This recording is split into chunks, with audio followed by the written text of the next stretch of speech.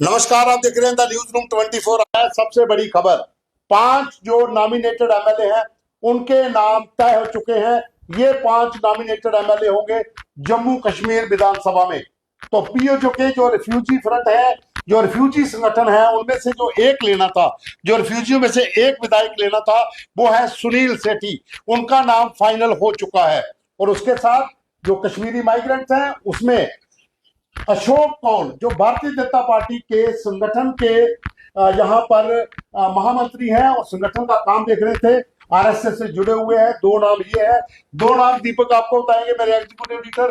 तो दीपक, 2 नाम तो ये हो गए, और 2 नाम देखिए, 5 नॉमिनेटेड एमएलएस बीजेपी के दिए जाने थे और 5 में से 2 नाम जैसे पवन जी ने आपको बता दिया कि एक तो बीजेपी के जेएंडके के chief spokesperson advocate Sunil Sethi और दूसरे अशोक कौल। अशोक कौल जो बीजेपी का क्या कहते हैं कि कश्मीरी पंडित माइग्रेंट्स जो कोटे से एक आना था विधायक नॉमिनेटेड, उनकी जगह अशोक कौल को रखा गया है। और अशोक कौल बड़ा चेहरा है, कश्मीरी पंडित समुदाय से भी आते हैं, जम्मू कश्मीर के जनरल सेक्रेटरी ऑर्गेनाइजेशन है बीजेपी में, और बड़ी बात यह है कि प्रचारक हैं। तो एक प्रचारक चेहरा वो भी हो गया। बीजेपी ने इनमें से 3 चीजें कवर कर ली और उनको कोटे में डाला गया है, कश्मीरी पंडित कोटे में।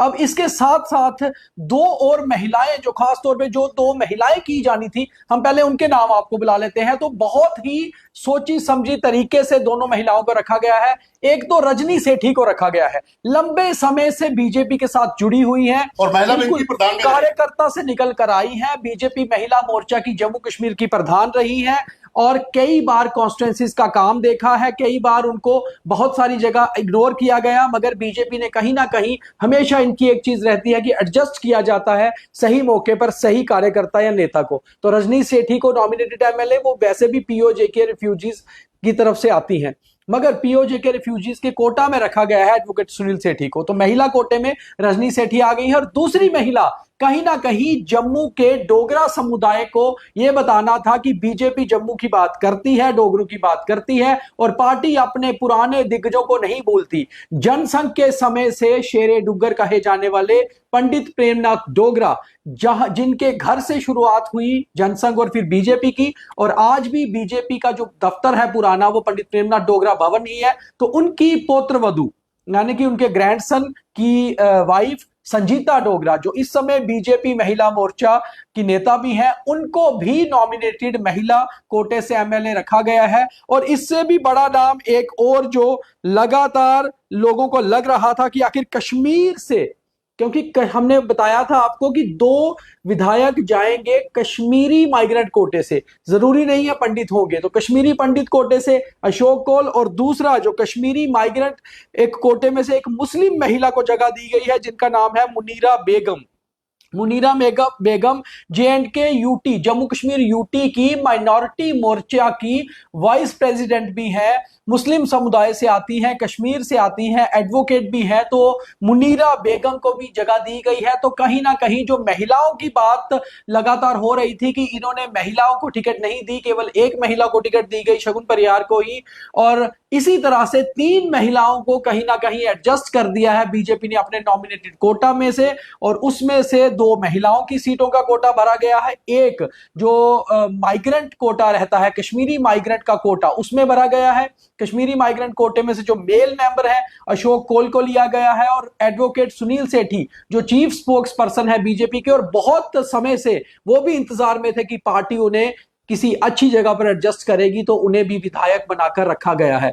अब बड़ी बात यह है कि बीजेपी ने लगातार ऑपोजिशन पार्टियों के विरोध के बावजूद जो नया लॉ आता है, reorganisation of Jammu and Kashmir act, उसके हिसाब से ये कोटा कर दिया है। तो पवन जी, आपको क्या लगता है ये जो 5 नाम है, किस तरह से आप देखते हैं इन 5 नामों को कि सबको एडजस्ट कर लिया है? फिर मैं आपको एक टेक्निकल चीज बताऊंगा कि अब इस कोटे से आगे क्या होगा सरकार। देखिए, भारतीय जनता पार्टी ने 5 नाम जो तय करने थे, वो नाम जो है वो लेफ्टिनेंट गवर्नर जो ऑलरेडी दिल्ली में थे, जो जैसा हमने पहले बताया था कि वहां पर वो नाम पहुंचे हुए थे, उनको फाइनल कर दिया गया है।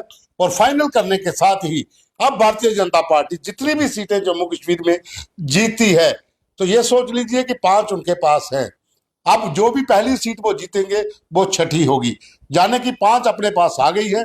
अब उसके बाद का आंकड़ा शुरू होगा। अब ये देखना होगा कि कल जब काउंटिंग होगी तो भारतीय जनता पार्टी कितनी सीटें जीती है।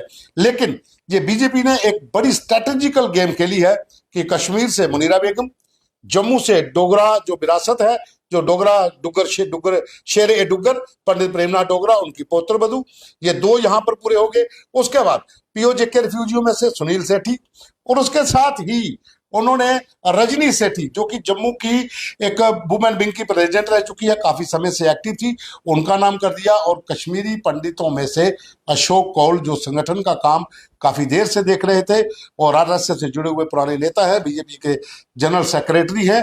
तो इस समय जो स्थिति है कि 5 सीटें जो हैं भारतीय जनता पार्टी ने फाइनल कर दी गई है। और अब जो टेक्निकल इसमें चीज है वो दीपक आपको समझाएंगे। लगातार बात ये चल रही थी, ऑपोजिशन लगातार ये कह रही थी कि बीजेपी कैसे नॉमिनेट कर सकती है अपने लीडर्स को उन 5 वो है एमएलएस के लिए। तो मैं आपको बता दूं कि जम्मू कश्मीर में जब धारा 370 होती थी, जो उसके तहत जो एक्ट था, उसके हिसाब से 2 विधायक नॉमिनेट किए जाते थे। जैसे 2014 में प्रिया सेठी को नॉमिनेट किया गया और बाद में मंत्री भी बनाया गया। तो जिसकी भी सरकार बनती थी वो सरकार अपने हिसाब से राज्यपाल को 2 नाम भेजती थी और वो 2 नाम ही फाइनल हो जाते थे। कभी भी ऑपोजिशन इस पे आवाज नहीं उठाती थी। कारण ये होता था कि गवर्नमेंट मेजॉरिटी में होती थी और मेजॉरिटी ही नाम भेजती थी। अब जम्मू कश्मीर में धारा 370 जाने के बाद जम्मू कश्मीर एक यूटी है, तो जम्मू कश्मीर में एक यूटी का एक्ट लागू होगा। अब यहां स्टेट का एक्ट लागू नहीं होगा। यूटी के एक्ट के हिसाब से जो भी होम मिनिस्ट्री का, क्योंकि रिप्रेजेंटेटिव होते हैं लेफ्टिनेंट गवर्नर, तो जो भी ministry of home affairs MHA जो भी नाम एलजी को देगा वही नाम फाइनल किए जाएंगे। और उसके बाद नॉमिनेटेड एमएलए को भी एक सर्टिफिकेट दिया जाता है कि आप नॉमिनेटेड एमएलए हो गए हैं। और उसके बाद जब सभी विधायकों की शपथ होती है तो इनकी भी शपथ होती है। मगर जम्मू कश्मीर में धारा 370 रहते हुए जब जम्मू कश्मीर स्टेट थी तो यहां का एक्ट ये कहता था कि जो टोटल फिगर होती है सरकार बनाने की, उसमें नॉमिनेटेड एमएलए वोट नहीं कर सकते थे। अब जो मैं प्रावधान आपको रीऑर्गेनाइजेशन एक्ट में पढ़ के सुना रहा हूं, उसके हिसाब से देखना पड़ेगा कि क्या ये एमएलए सरकार बनाने को लेकर नॉमिनेटेड जो एमएलए है वो वोट कर पाएंगे। अगर कर पाएंगे तो फिर आंकड़ा 48 का हो जाएगा। 95 में से 48 जिसके पास होंगे वो सरकार बना सकता है। 46 वाला आंकड़ा फिर आगे हो जाएगा। और अगर ये वोट नहीं कर पाएंगे विधायक तो फिर 46 के आंकड़े से सरकार बनेगी, मगर ये सरकार के 5 विधायक होंगे। ये जो एक्ट है उसकी मैं आपको एक पैरा पढ़ के बता रहा हूं। Provision of at least 2 members, one of them must be a female, जो पहले एक्ट कहता था, from the community of Kashmiri migrants in the legislative assembly, and such members may be given power at par with the power of nominated members of the legislative assembly of union territory of Puducherry. तो बात फिर वही आ गई, क्योंकि जम्मू कश्मीर में अब एगमुट act लागू है। यहाँ कोई आईएएस आईपीएस भी आते हैं तो एगमुट एक्ट होता है। अब ये यूटी है, यूटी का एक्ट लेता है। तो पौंडीचेरी में भी असेंबली है।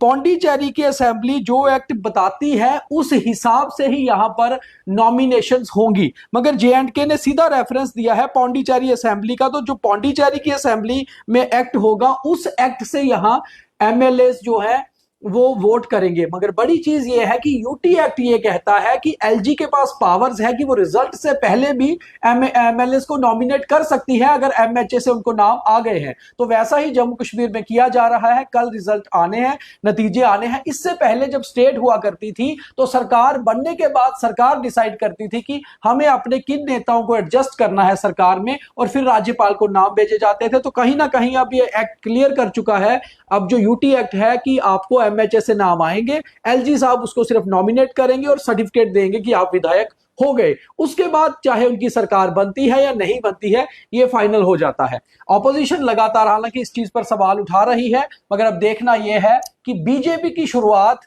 इन 5 नॉमिनेटेड से होती है या 0 से, और क्या ये वोट कर पाते हैं नहीं, उसके ऊपर भी हम लगातार अध्ययन कर रहे हैं, कोशिश कर रहे हैं। पौंडीचेरी का चीज है, लेकिन इसमें एक चीज है जी, जो न्यू एक्ट है उसके तहत जो हमने जानकारी ली है कि ये लोग वोट कर पाएंगे। ये बाबूजी जो मैंने पढ़ा ये वही एक्ट का वो पेज है। पहले पौंडीचेरी के हिसाब से उन्होंने कहा जो उसमें होता है वही है। पहले तो जो महिला विधायक जहां पर नॉमिनेटेड होती थी वो नहीं कर पाती, उनके पास पावर नहीं होती थी, वो वोट नहीं डाल, वो मंत्री बन सकते थे, वो सरकार में वोट नहीं कर सकते। वही मैंने बताया कि ये एमएलए कर पाएंगे ये नहीं, पौंडीचेरी के एक्ट का रेफरेंस है, और जो लेकिन वहां है इसमें वही इसमें एक चीज और भी है ना, अगर ऐसा होता है तो 5 सीटें तो बीजेपी के पास हैं 5 सीटें तो हैं। हाँ, और जो भी अगली जीतेंगे वो छठी होगी। वही मैं कह रहा हूं कि बीजेपी ने 5 से शुरू करना है या 0 से, ये बहुत इंपॉर्टेंट है देखना। और अगर तो 5 से शुरू करना है फिर टोटल फिगर 48 हो जाएगी। 48 हो जाएगी। 48 से आपको सरकार बनाने के लिए मैजिक फिगर होगा। तो ये सारी जानकारी है। 5 विधायक बीजेपी के फिलहाल नतीजों से पहले ही बन चुके हैं। और अभी कुछ ही देर के बाद दीपक आपको एक और बड़ी खबर देंगे कि कौन कौन से नेता जम्मू से दिल्ली में डेरा डाल चुके हम हैं। आपको एक खबर बहुत जल्दी बताने जा रहे हैं, कौन होगा किंग और कौन बन सकता है किंग मेकर। तो बहुत जल्दी वो भी खबर, हमारे साथ जुड़े रहिए,